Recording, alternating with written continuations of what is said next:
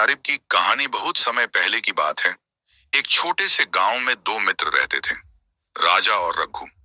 गांव हरा भरा, शांतिपूर्ण और प्राकृतिक सुंदरता से भरा हुआ था।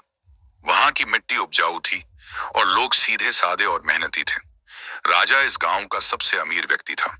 उसके पास अनगिनत संपत्ति थी, एक बड़ी सी हवेली, कई खेत और सबसे अच्छी गाड़ी। उसकी हवेली गांव में सबसे ऊंची थी और उसके बगीचे में सुंदर सुंदर फूल खिले रहते थे। हर कोई राजा की अमीरी से प्रभावित था और उसे सम्मान की दृष्टि से देखता था। वहीं दूसरी ओर रघु था। रघु गरीब था।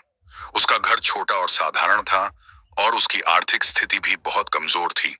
वह एक मेहनती किसान था जो दिन रात मेहनत करके अपने परिवार का पालन पोषण करता था। उसके पास धन दौलत नहीं थी, लेकिन उसके पास एक बड़ा दिल था जो प्रेम और सच्चाई से भरा हुआ था।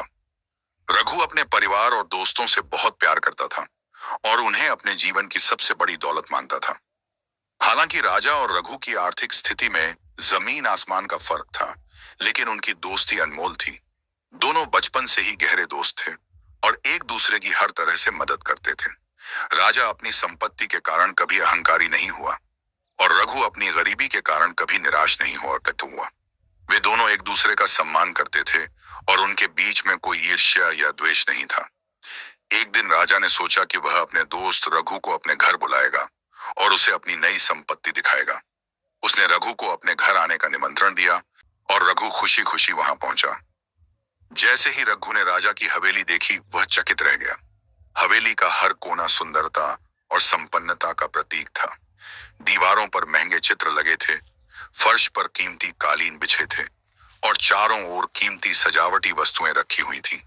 राजा ने उसे अपने बगीचे में चलने का न्योता दिया, जहां तरह तरह के फूल खिले थे और वहां की हवा में ताजगी का एहसास था।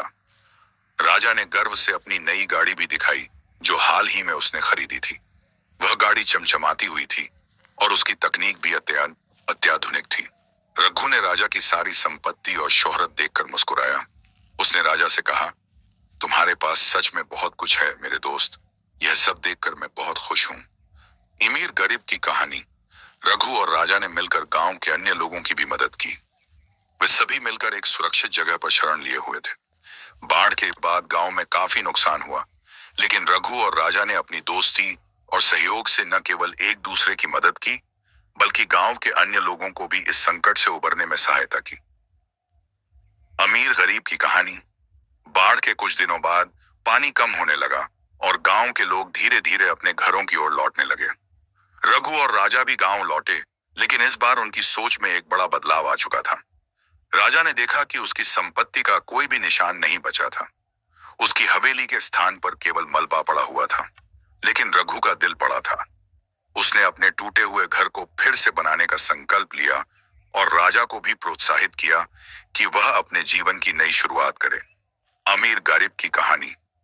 राजा ने रघु से कहा, रघु, अब मैंने समझ लिया है कि असली दौलत क्या होती है। मैंने हमेशा धन और संपत्ति को ही सब कुछ माना, लेकिन आज तुम्हारी मदद और सच्ची दोस्ती ने मुझे सिखाया कि असली दौलत दोस्ती, प्यार और परिवार में होती है। धन और संपत्ति कभी भी स्थायी नहीं होते, लेकिन सच्चे रिश्ते हमेशा हमारे साथ रहते हैं। रघु ने मुस्कुराते हुए कहा, सच्ची खुशी वही होती है जो दिल से महसूस होती है, न कि वह जो धन से खरीदी जाती है। हमें अपने रिश्तों को महत्व देना चाहिए, क्योंकि यही हमें सबसे अधिक संतुष्टि और